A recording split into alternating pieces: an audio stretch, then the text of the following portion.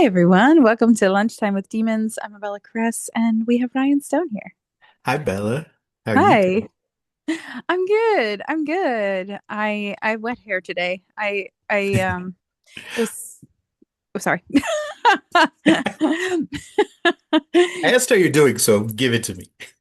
I'm good. I'm really good. I'm in the I'm about to turn 40 and I'm in that phase where I'm obsessed with the gym and I don't stop I can't stop working out. And so I had a big workout today and we walked around in the snow because something crazy happened earlier in my truck and I'm going to share all about it. But after it happened, I was like, "Oh, we're walking to the gym because I am not driving my car." So I made Garrett walk to the gym with me. And so Fair. when we got back, I had to take a shower. Yeah. So anyway, today's episode is about divine intervention and just all things divine intervention. And we're going to share different stories from our own divine intervention experiences and how that plays a part in your practice, how that plays a part in your life. And man, did it play a part in my day today.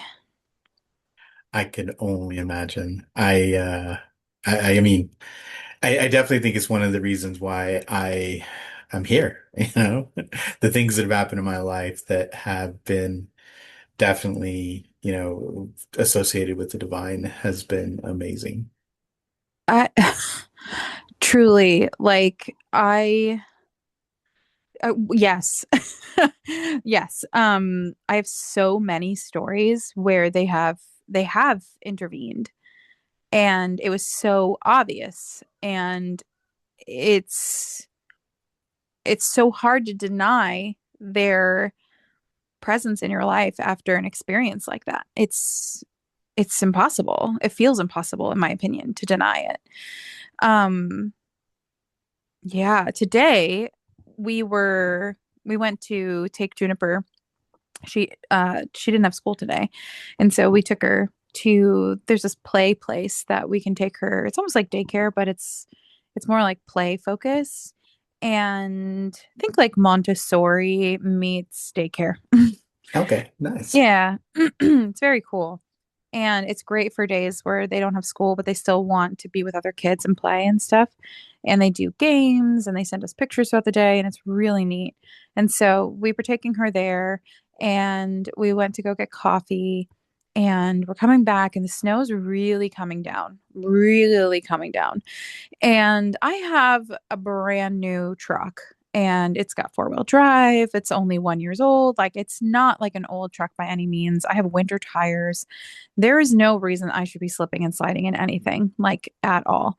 And she's a big truck. It's not like I have a small truck or like an SUV. I have a pickup truck. Like it's a big like Hyundai Santa Cruz. Like it's yeah, it's not small. And so I'm typically fine. And I was turning into my driveway and I was making a right into my driveway, and the turn is rather like sharp and there's cars parked on the street. So I was going slow. It wasn't like I was going like 40 miles an hour and just like took the turn. I was going slow, maybe, I don't know, like 15. And I hit my brake, and I guess my brake pads were, I don't know, cold or like icy, slushy. I don't know, but I slammed that brake and it did nothing. I was just going straight. And the wheel was turned and there was nothing I could do. I was heading straight into the back of one of the cars. And I tried to cut my wheel to the left to get away from the car, right? But I couldn't in time. So then I just thought, okay, well, I got to cut it all the way to the right to get at least somewhere near the driveway. Like maybe I'll hit like the snow pile. Like I don't know. And I just screamed for Lucifer and I heard I got you in my head, and my whole car got pushed into my driveway. But because of the perspective of where I was heading, which is straight into the back of a car, at first I was like, oh my gosh, we're heading into the snowbank. No, we're heading into a tree. No, we're heading into the house. Now we're in the driveway perfectly straight suddenly. And even my husband, who's rather cynical, not cynical, I hate saying that, and I can't find another word for it, but he's rather like He's skeptical, I think is more what. skeptical is probably better, but he's also not because he's Yeah, married to well, he me. questions it. I think in a healthy way, Yeah. he's probably a little bit more questioning than just ready to believe. Yeah, it's like he doesn't doubt, excuse me, he doesn't doubt me and he doesn't doubt my experience. And he's never like, oh, that's strange. He's always just like, well, that's your, that's my wife. And she's, he knows 100% that what I'm experiencing and what is happening with me is what is happening. But I think he thinks I'm an anomaly. Does that make sense? Like he's like, ah, Yeah, it's because you're the only only, person he's experienced this with. So yeah. of course it would feel like that. Yeah, that makes sense. So he's like, you and your friends are this weird group of people that are capable of this. You and your And friend. Okay. where I'm like, that's not true. You know that I've built my business on the back of trying to prove to the world that hey, you all can do this. This is not special. And the irony is that he's done it. He's literally spoken to Lucifer. Lucifer came to him within the first like 3 weeks of Garrett dating me. Lucifer came to him and was like, "Hey, if you're gonna date her, you better talk to me," kind of thing. And Garrett told me that and was like, holy shit, this man's voice just showed up in my bedroom. So it's not like he's unfamiliar with it, but he's just very logical. And like when things happen, he's like the last thing he wants to say is it was a divine intervention. That's the last thing he wants to go to. But even he was like, what the fuck was that? We were heading into the back of a car. And I'm like, I know. I need water. I was like, Yeah, I perfect. know. I know. That's crazy. It sounds like you were just on straight up ice. I don't care how good your brakes are, how good your tires are, you are going to slide, when you're just on that kind of ice. I think I was. I think I was. What's really cool is because it was fresh snow, you could see the tire tracks where my car was pushed. So I took pictures of it. So I Oh, have wow. proof of the car moving Yeah, on just the, yeah, the car just like the tire just like being shoved, which is really cool. I'm glad I took pictures. yeah, no, that's even like I think it's a little bit more validating too to be able to see it kind of physically like that too. Like it's one thing to feel it and then maybe like you said, you're just all of a sudden in the driveway and maybe you could still chalk it up a little bit. Having the pictures of like the tracks, I think really helps solidify that though. It really does. It really does. Oh man. So tell me about a situation that you've been through. Let's see. When I was little, I joked that my aunties were trying to kill me with cars. And so I was in about 13 accidents by the time I was 12. What? Yeah. Yeah. One of the worst ones, which wasn't actually a bad car accident, but it was bad for me. My aunt had one of those old school shag vans. It looked almost like the Scooby-Doo mobile, but it had shag carpeting in it. And, this is probably like early 80s because I would have been probably about 5. I'm sitting in the front seat and it's summertime, windows are down. She comes flying up to a stop sign and has to stop suddenly. Either she doesn't, I don't know why. She never really said why she had to come to a stop quickly. So she comes to a stop completely quickly. The door, or my door, flies open. I, because we didn't wear seatbelts, I go flying through the open window and I hit the stop sign with my head. And it gave me like one of the worst concussions I've probably ever had. Um, my parents, funny enough, were probably a couple hours away because yeah, they were probably about 3 or 4 hours driving from where they were at because I would go spend, time with her because she had a bunch of kids. And so it was just kind of like a kids would take care of the kids kind of situation. But so they drove out there to get me. They then because it wasn't a great hospital because this was kind of in a rural area. On the way back, I was having so much trouble they had to stop at a hospital on the way. And I remember being above my body and seeing myself getting checked out and x-rayed and all of that stuff. And I mean, the doctors only ever said that I just had a severe concussion. And that was it. I didn't really spend any time in the hospital or anything. They pretty much confirmed that it was just severe concussion and gave my parents all the things not to do, to kind of keep me awake for the next 24 hours and that sort of thing, and then sent me home after having like x-rays and stuff to make sure that my head wasn't completely broken.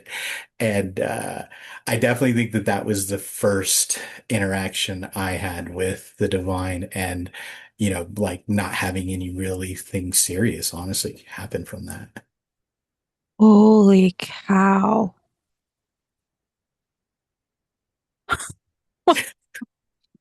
It's not fun. It's not funny, but I mean, like I said, I mean, to think about the force that would have taken me and thrown me from the vehicle through the window far enough to hit a stop sign that was at least, probably 10 feet away. I had to have been traveling pretty fast to think about that. And so I definitely think I probably should have had a lot more damage than just a concussion. Yeah. Yeah. You know what's funny? That makes me think of Galaxy Woman. You guys probably don't remember this, Oh, but I do now. When you said it, it took me a second. I actually kind of remember that, funny enough. Galaxy Yeah. Galaxy Woman was literally like this woman that like my first interaction with like multidimensional beings. Um and basically she she was in a car accident like that where very literally it makes no sense. Like she should be dead. Like dead. And I saw the car. She showed me a picture of the car. The car was just completely mangled. It was like a tiny Fiat. Oh, And the wow. car was like just completely annihilated. And she was like, "Oh, I just like I have nothing. Like no bruises, nothing. I just like the door just opened. Like the door just like she's like I've just pushed it and it just like opened." And I was like, "Oh, nice for you." Like, "Oh, great. Oh, good, good, good. Yes, I'm glad." No, but truly, that was back when I was living in Los Angeles and oh my gosh, just wow. Like just when you hear things like that, like when you hear things like that, see things like that, it just that's crazy. Yeah, that's totally crazy. I mean, I even had another accident with one of my other aunties that, like I said, that she was driving a Volkswagen. And in the back of the Volkswagen, there was what they called this like cubby hole that was before you get to it was like a behind the seat of the back seat, and then the motor was behind that. But so we were sitting in it, and it was like a year within that year, actually, funny enough, because I couldn't have been more than 5 or 6. So somewhere within about a year's time of that accident, my brother and I were in the cubby, and my aunt was following a work truck, and a wheelbarrow fell off, and she had to like slam on the brakes there to avoid it, and then I think she hit another car. But anyhow, my whatever initially happened with the vehicle, my brother and I flew forward into the front of the car because of course no seatbelts. My brother went through the windshield, landed on the hood of the car. I hit the dash, and neither one of us actually had any damage at all, but my aunt got put in the hospital for the wreck and Mm, the damage that she went through. wow. Holy cow. Yeah, after a while, I was just like, I'm not destined to die in a car. No. I was also in a very bad car accident. Yeah, I I was remember you yeah, it was there. in 2019. It was in Los Angeles. I was coming off of Hollywood Boulevard and I was heading down I was heading into I think it was on Beverly. I don't know. I was heading into Beverly Hills, I know that. And I was heading down this hill and at the bottom of the hill there's almost like uh, it's hard to explain, but there's like it's like a four-way. There's like four ways, like cars coming from four different ways. And as I was coming down, um, I got a guy ran the light and I got hit. I got T-boned, and that threw me headfirst into another car, which then hit me into another car that was driving, and I got hit head on by that car. So I got hit by three cars.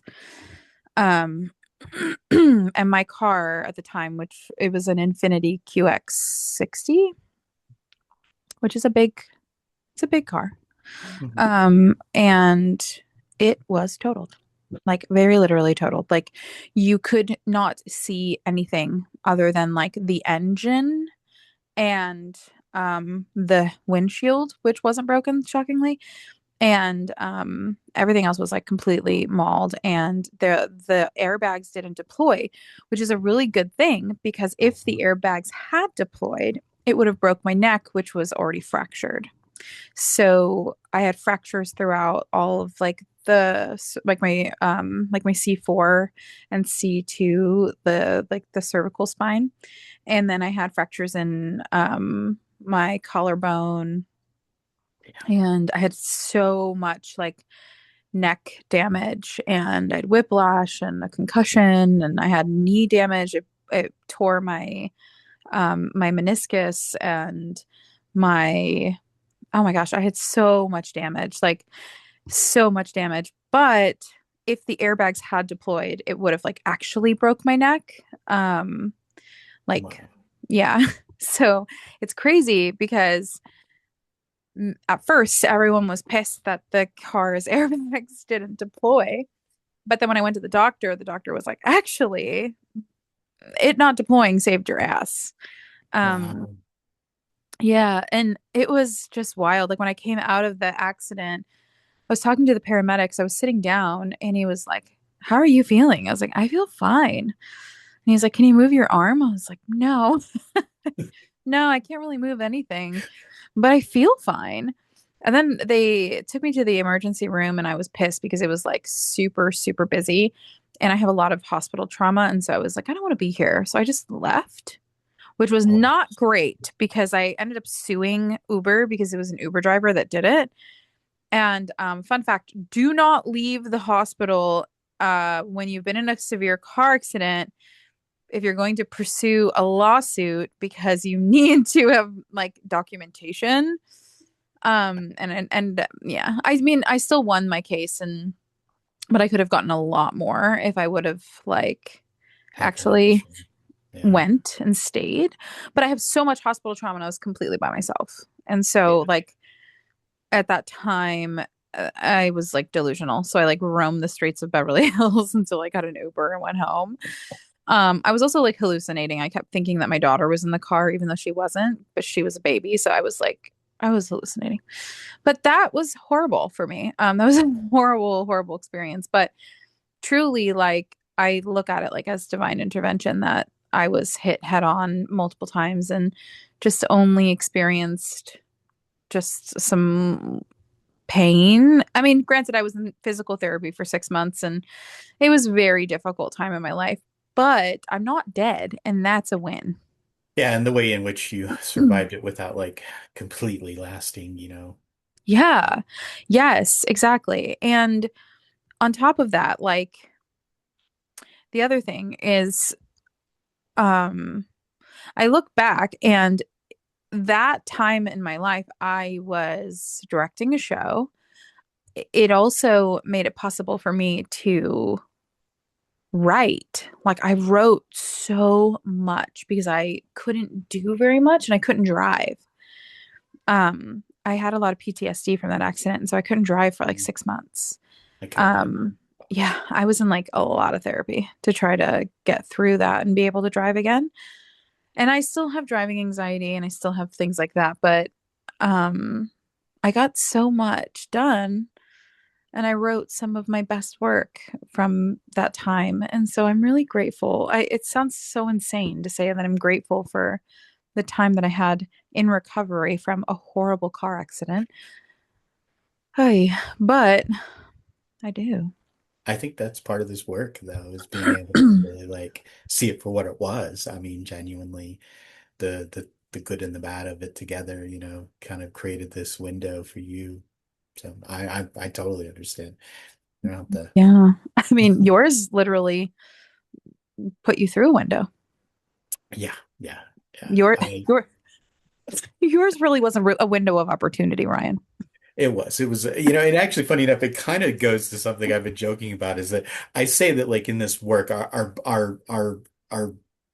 our visceral brain, I think, is always kind of working against us just because of the nature of how it tries to physically keep us healthy and sane and protected. And so I joke that sometimes that these little, I wouldn't say little, but these things that damage the brain actually open some of the windows that let the air in to this work. Mhm. I love that actually. So, Hmm. Yeah. I I mean I look at some of the things that happened to me like early on in my youth.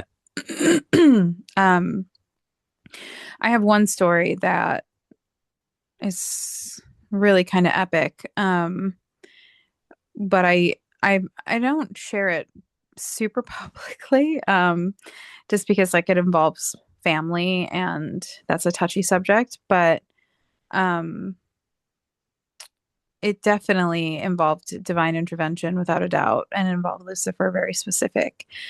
And it was when I think I was Juniper's age, between 5 and 7.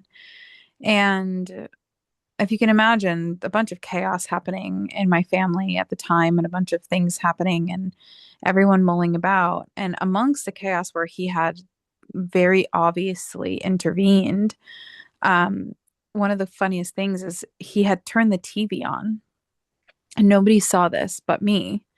And on the TV was a VH1 pop-up video of Bohemian Rhapsody playing at full volume.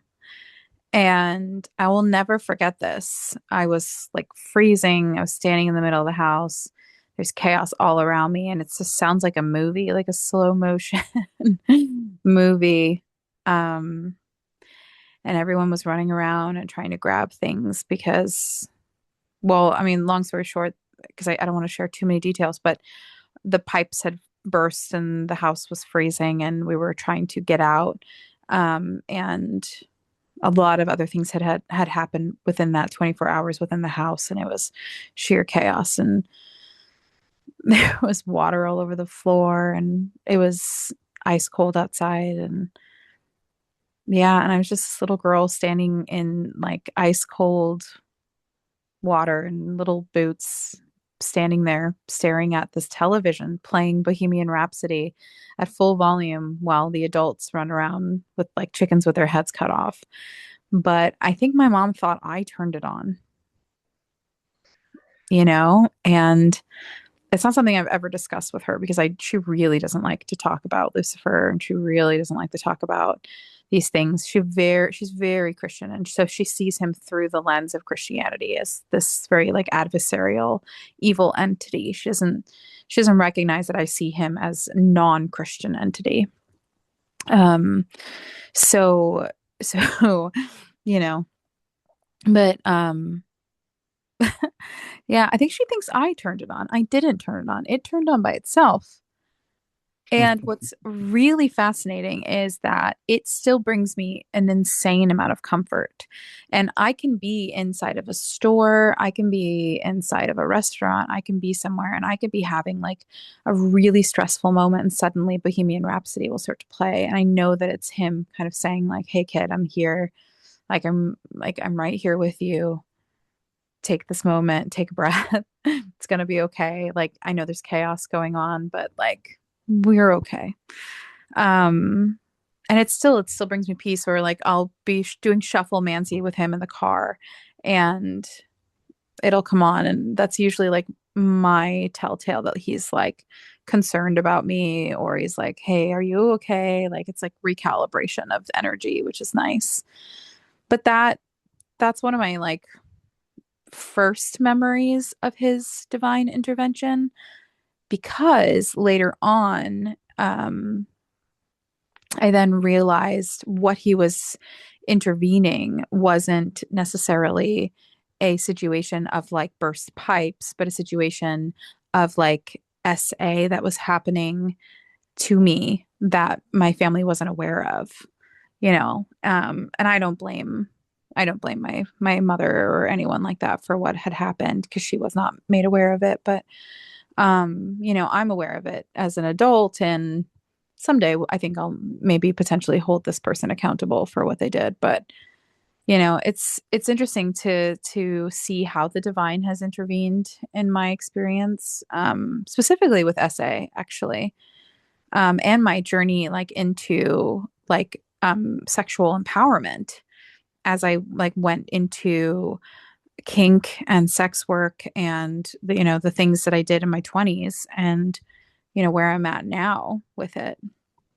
Um, but did you have any experiences like um that like are still something that brings you comfort like that, like Bohemian Rhapsody or Well, not specifically a song like that, but so for me, I would always like when I would end up in these like tense moments in my life, I would hit this thing I would call, or I call nowadays, dead calm. And it was like how they describe before like a major storm comes and like literally the world almost like freezes, like you were kind of talking about in the way that the sound is almost gone. The world itself is just kind of muted and everything is just slowed, which I just thought this was like in my early childhood, something that happened for me.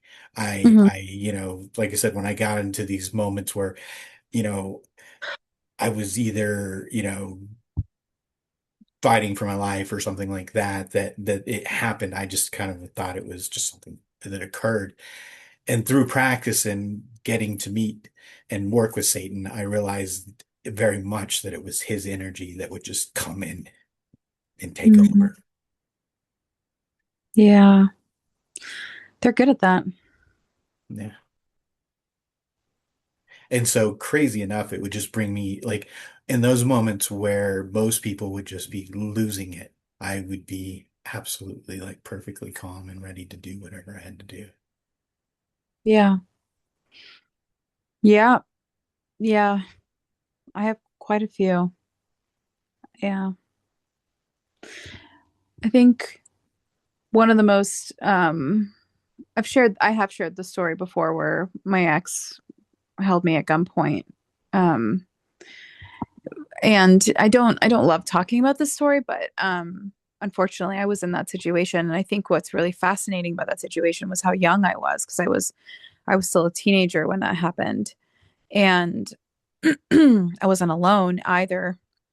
And I had, a very young family member with me who, I won't share their identity, but um and I was responsible for them, unfortunately, at that point. And I put them in that situation. That's for me to bear, for the rest of my life. But I didn't know that that was going to happen. And, I think about that and he's still in a facility. Like I periodically check and look up his name just to make sure. But I look back on that situation where I watched this person snap and had to de-escalate. And I think about myself because I'm like, I was 14 years old, roughly, I think. Honestly, it's like because it's so trauma based, like I can't tell you actually how old I was. I would say anywhere from like 14, 13 to 14, maybe 12 to 14. Um, but I think I was 14. I feel confident in that. Um, but yeah, like I do recall de-escalating as best as I could, and I don't know where that came from. Like I don't think any child has those skills. I was not taught those skills. I was not like the only thing I can say is like I was very hyper vigilant. Like I had I had a family that got very heated fast, and so as a child, yes, I was very much aware of how to not piss off my mom, how to not piss off my stepfather. So yes, I knew how to like de-escalate in order to like prevent people being mad at me because I grew up in an environment where people got pissed very easy. And that was the last fucking thing I wanted as a kid was to piss off my mom or to piss off my stepdad. And so yeah, I was quite used to that, but to have a fucking gun pointed at you, like no, you're not fucking used to that, especially one that's loaded and ready to go. Like no one's used to that, and especially when the other person on the other side is crying and shaking and screaming that they want you dead. Like you're just not. And I look back and I'm like, that was 100% Lucifer. Like now that he channels through my body all the time, like I know that that was him. I know that that was him because the words that came out of my mouth, like that was him. He knew exactly what to say. He knew exactly what to do to get him to believe me, to that I was never going to leave him, that he was safe and that he could, you know, that like, all these things, all these like tactics that I just fucking could have never known. I mean, now I know them, but like I couldn't have known them then. Yeah. And it's wild to me that that had happened, that he channeled through me just so easily in that moment. That you know, but at 14, that was our relationship. That he was able to do that. But I didn't know that. You know what I mean? I didn't know that that was him. It's crazy. But it was a calm. It was a calm that came over me that was like, this is the only way. This is the only way to survive this. Because if you match him, if you cry, if you beg, if you meet him with anything other than just a calibration, Yeah. you're gonna die. Like you're not making it out of here. Um, and honestly, that fucked me for a very long time. You know, I think that it fucked me, and it also made me as a person. Like it, it, you know, it. Yeah, it's interesting. It's interesting because I look at my life and I look at the things that I've done, the things that I've accomplished, the things that I've experienced, and the ways in which the divine has intervened so many times. Because it wasn't even shortly after, it was shortly after that, maybe 3 years after that, I found myself in a at a party with people 3 times my age, completely fucking annihilated, wasted, out of my mind, vomiting all over myself in a bathtub, and very, very like accessible. And found myself suddenly locked in a room with a man that I didn't know, tucked in his bed, and he sat across the room and basically said to me like, this was irresponsible for you to show up, sat down and read me the Tao of he read me the Tao of Pooh until I fell asleep. And then I fell asleep, and on top of the Tao of Pooh was a post-it note that said, please don't steal my book. Get home safe. Don't go to parties with people twice your age. And like, who was that? You know, like, who was that? But that book changed my life. That man changed my life. These interventions, like these little tiny, like moments of divine interventions, like they shaped me. They just kept intervening. They kept like showing me that I was worth fighting for, staying alive. I think the Tao of Pooh is interesting for me too, because I have an odd occurrence as well at an early age. Really? I I think I was about 15 or 16. A friend of mine, she needed to run away from home, and I couldn't have her go alone, and I couldn't talk my parents into letting her be with us. So I left with it. And so we were a couple of days on the street and trying to figure out what to do. And I don't remember, it was just kind of one of those like desperate, stupid moments. And I don't know, I think I just reached out and asked for help. And funny enough, one of her mom's friends happened upon us in this like shopping area and talked. Luckily, I helped talk her into going with her mom's friend so that we could go stay with them. Well, they were Taoists and they Mhm. shared the book with me while we were staying with them for a couple of days. I love that. Yeah. Wow. So you were young too. Yeah.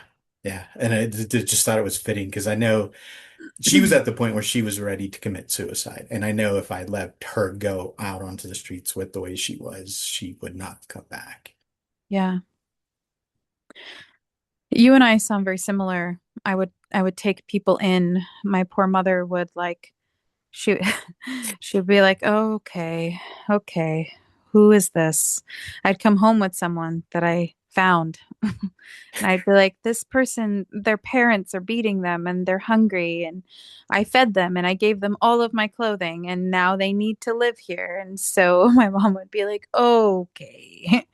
But my mom would take them in and help them. And my mom was very generous that way. And so yeah, I couldn't help it. I just wanted to help everybody. Yeah, I get it. Actually, Yeah. that's one of the people I've known the longest in my life, funny enough. Really?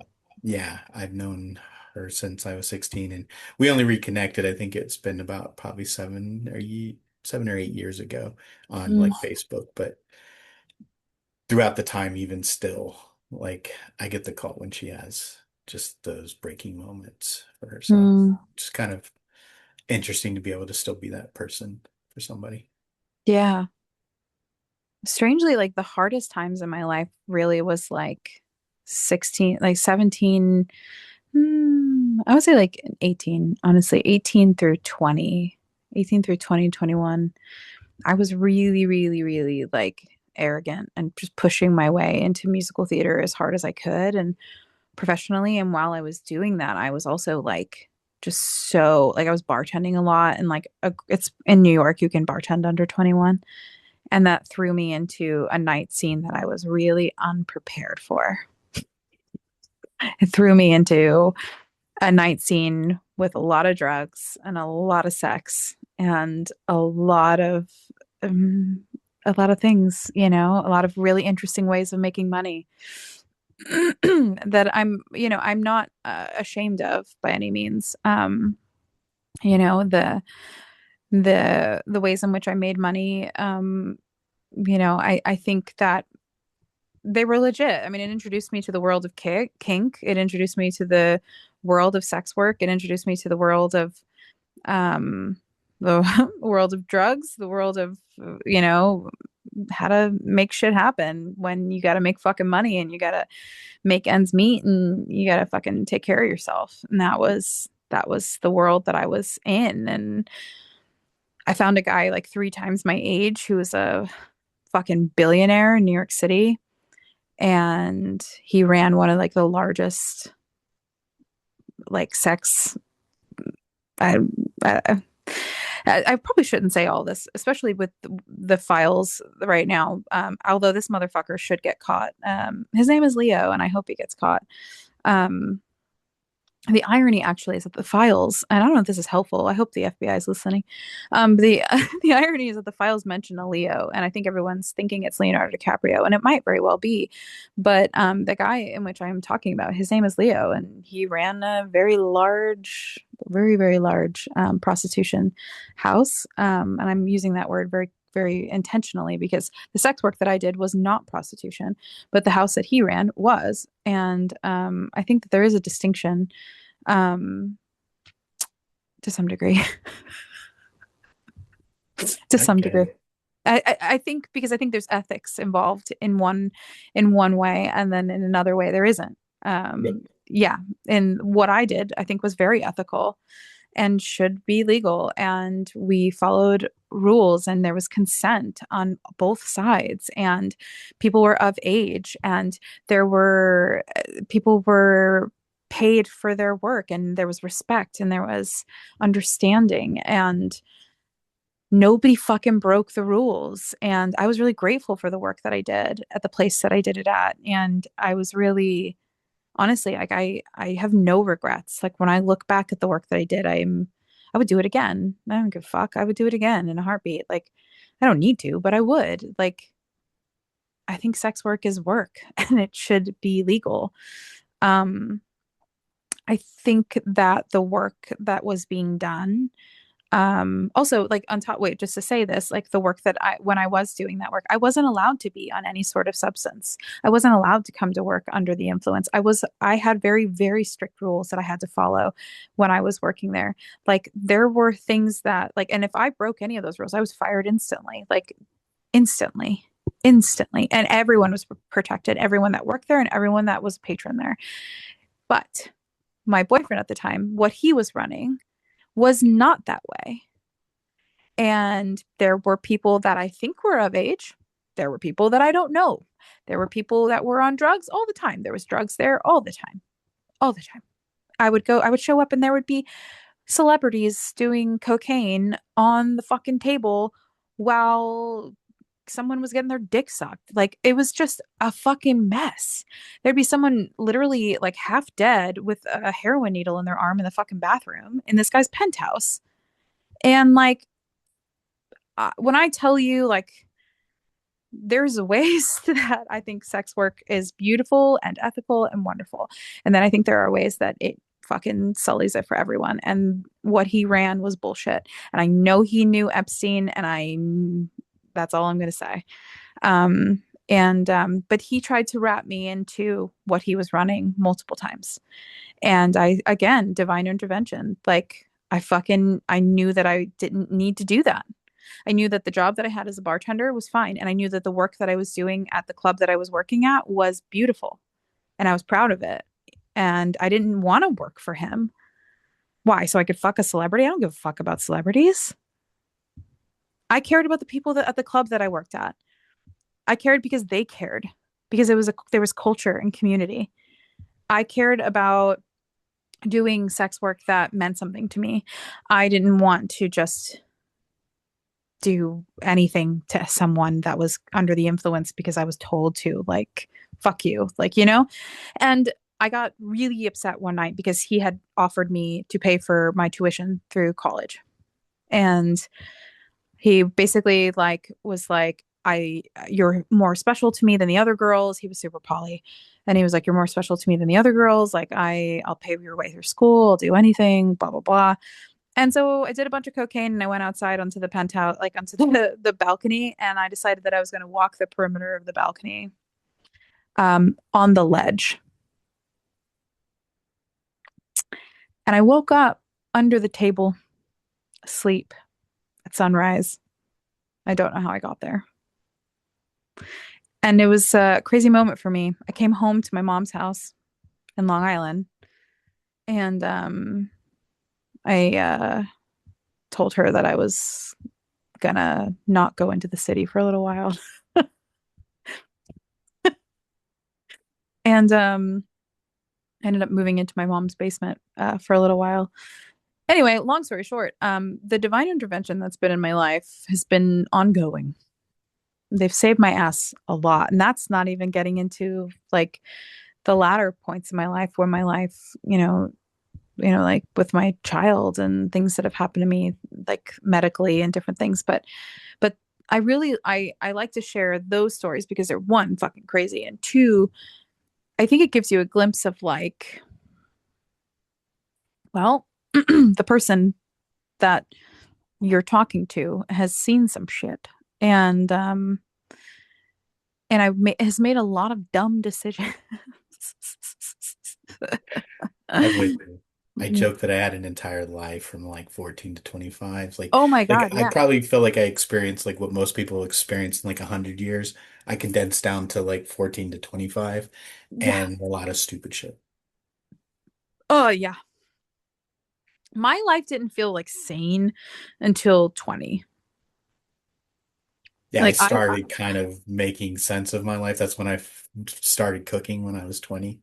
yeah. And yeah, Uh-huh. my life started kind of getting better when I found cooking, which kind of gave me a direction, kept me so busy that I couldn't do as many stupid things. I wouldn't say none, but as many, because when you work 14 hours a day, there's not as much time to do stupid things. So I think actually that Yeah. was part of why I also divinely got into that industry, because I lied my way into my first job as a Oh cook. yeah. I literally had only like worked a little bit at this like 24-hour Mexican restaurant before that, which was kind of just glorified fast food that was homemade. And I lied that I had all this experience and they hired me. And luckily the chef just, I think, took pity on me. The chef and the GM, actually, both. I joke that they were kind of like the two fathers of my career, because the chef that was over that place was like, he was just raised. He started as a dishwasher, worked his way up, and then the GM was, funny enough, a classically trained chef that had gone to the CIA, and he took me under his wing and started doing all his private work with me. And so Mm, I got culinary school just by being there working with those two. hell yeah. I love that. Yeah. My early 20s, I was like, I need to fucking do something with myself. And that was when everything shifted. And I was like, all right, like I'm done.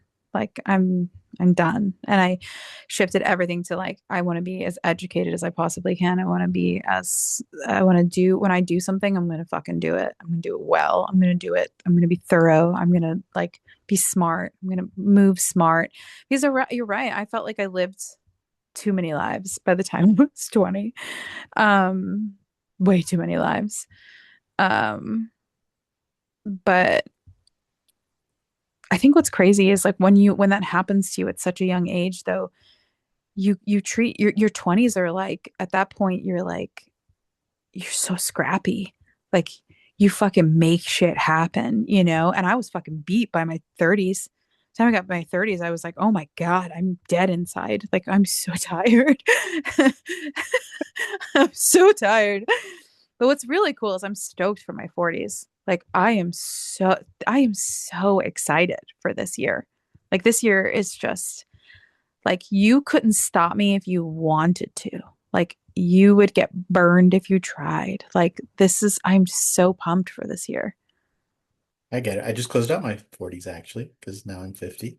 Hell And yeah. my 40s were amazing. But to be honest with you, I feel younger now than I did 10, 15 years ago. 30s were hard. It's because we lived a life between 14 and 20 that we shouldn't have. Yeah, I had the midlife when I was like 32, 34, to be Yeah, honest with you. that's what I'm saying. Like I have my midlife crisis in my 30s, guys. Like I stopped drinking and doing drugs in my when I turned 20. Like Oh, yeah. yeah, like I when I turned 21 and my mom was like, "You should have a drink." I was like, "Oh, okay. Sure. Yeah, that sounds great." And I had one drink and I was like, "Okay. Are we done? Do I need to have more? You want me to have another one?"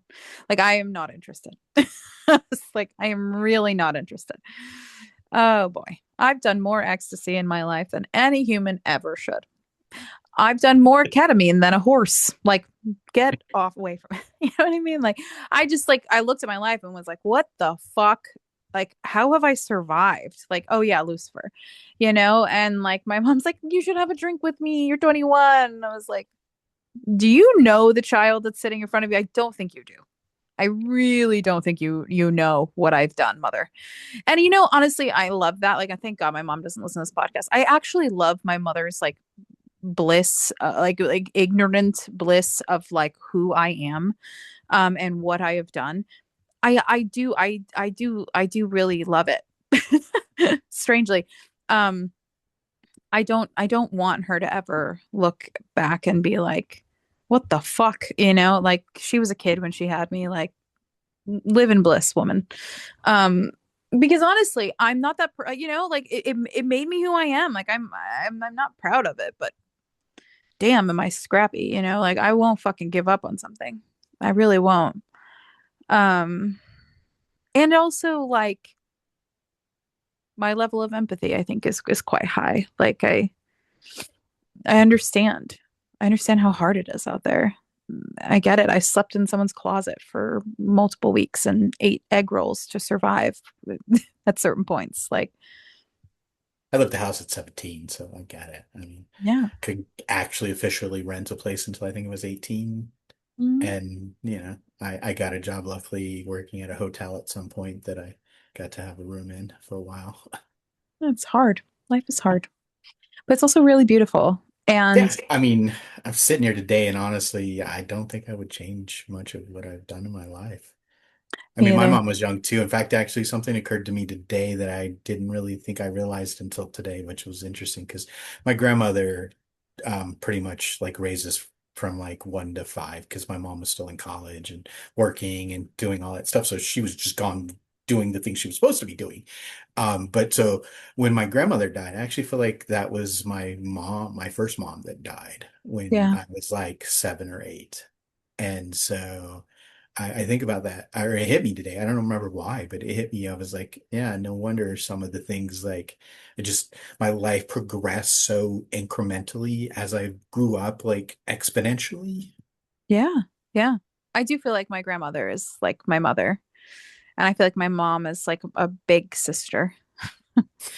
I mean, she's my mom, but I do feel like our dynamic is much more like a big sister, whereas like my grandmother was very much like my mother as well. And I think that happens, sometimes it Yeah. happens with when you have young moms. Well, and I talked about that too. There was a realization too in the last couple of years with this work that I think I kind of blame my mom for kind of growing up a little too quickly for myself Oh, for a fuck very yeah. long time. But Fuck in this past couple of years, I really realized that with my abilities that I actually had when I was younger, my mom couldn't keep me from knowing things that I wasn't supposed to know about her, about what was going on. And I think yeah. at some point she just gave in and stopped fighting to try to keep me out.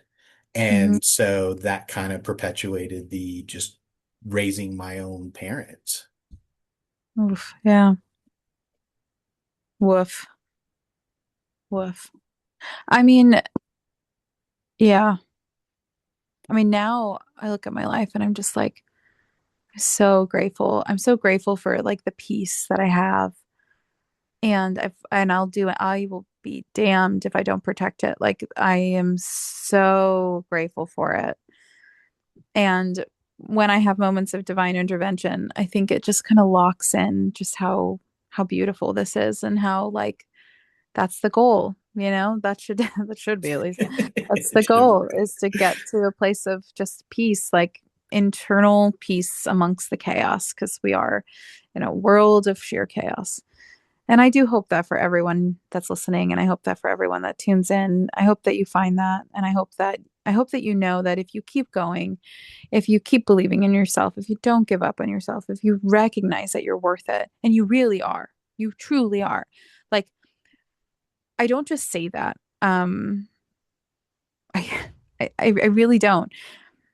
And when I tell you like I hold myself accountable for saying that, I work I'm working very, very hard on myself to believe that I'm worth it.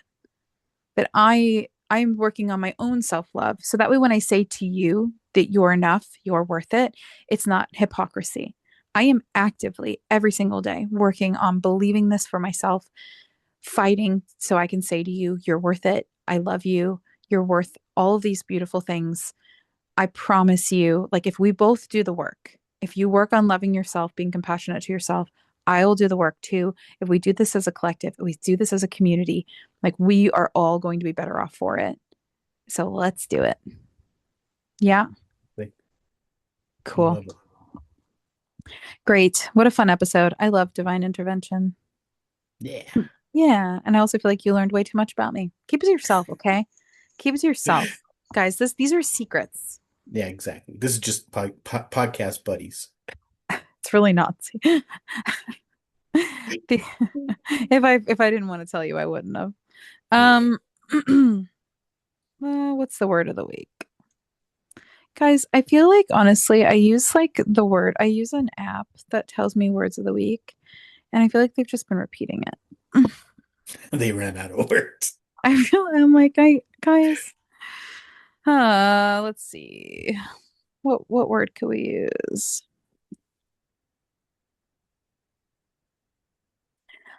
Okay, I think we should this week the word is going to be resonance. I like that. Resonance. Yeah.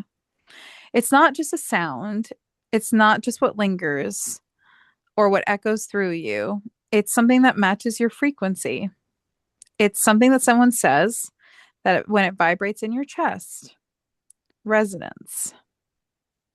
Hmm, I like that definition too. me too. So yeah, if you have an opportunity to use it this week, do and tell us all about it. Resonance. Have an awesome week. We'll see you next week. See you next week. Also, there's going to be a Morbid Monday this week, so check it out. All right. Bye, guys.